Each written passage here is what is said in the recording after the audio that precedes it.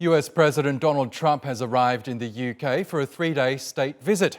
He's due to meet the outgoing Prime Minister Theresa May to discuss post-Brexit economic ties. Ahead of his arrival, Trump waded into the UK's troubled withdrawal from the European Union. He says Britain should refuse to pay the $49 billion divorce bill and walk away from Brexit talks if Brussels doesn't give it what it wants.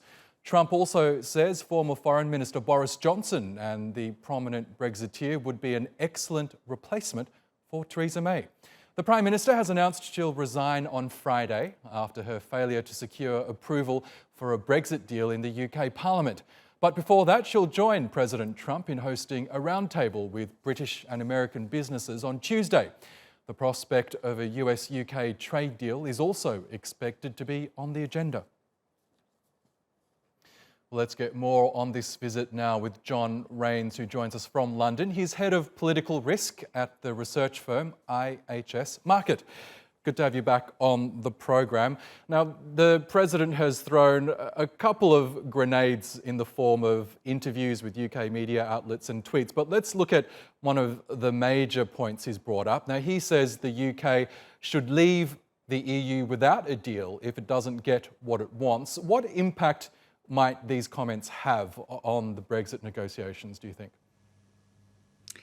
Honestly, I don't think they're going to have much of an emphasis at all, really. If you think about it long term, these are stances that Donald Trump has had for years now. So, he's not necessarily in favor of the EU. He'd like to see the UK break away, if for no other reason than it's not necessarily beneficial to the EU. Doesn't really like the EU as far as its overall trade policy. Doesn't really necessarily like its multilateral kind of viewpoint, and kind of likes to go things, as we've seen with this American First, a more of a unilateral approach. So for him, the UK, when it breaks away and as quickly as it can, that's better for him, and it's better for the special relationship between the UK and the US.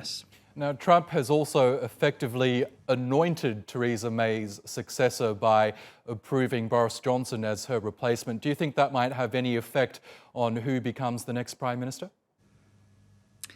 Well, I don't know. He certainly had a positive comment towards the former mayor. So, that's certainly a positive for some inside conservative circles. But then there are going to be other conservative MPs that might necessarily say, hey, listen, we don't think that Donald Trump's endorsement here should actually affect the way that we end up voting. I think ultimately, at the end of the day, again, I don't think it really makes a difference one way or another whether Johnson gets it, nor do I think it's really going to make a huge impact as far as UK-US relations.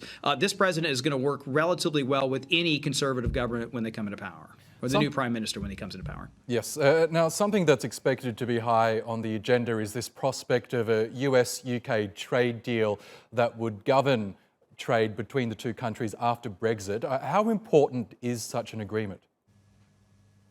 Well, I think if you have a no-deal Brexit for the UK, they're going to have to necessarily kind of look out in corners around the world for trade deals. And the U.S., of course, being a major trade partner, would be a huge incentive to reach out as quickly as they can. But I think we need to realize there are big issues here, including healthcare, agriculture, and other services.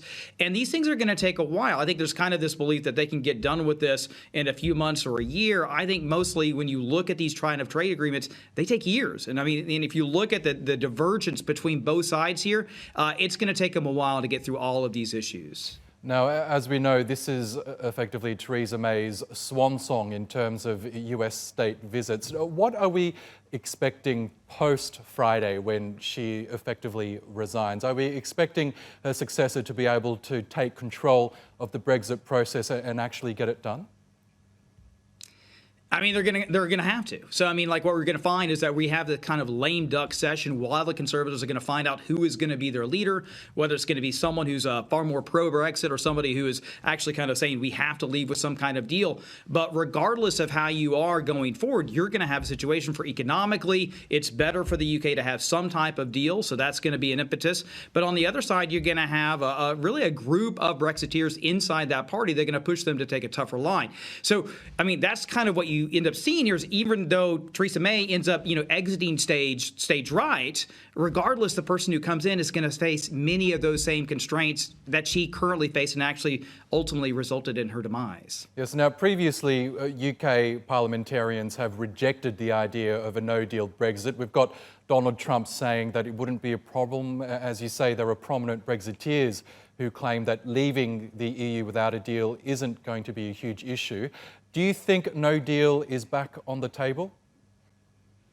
Well, I think we have to realize that, well, I think it's kind of twofold. Number one is that we do have to realize that still a majority of MPs do not want a no-deal Brexit.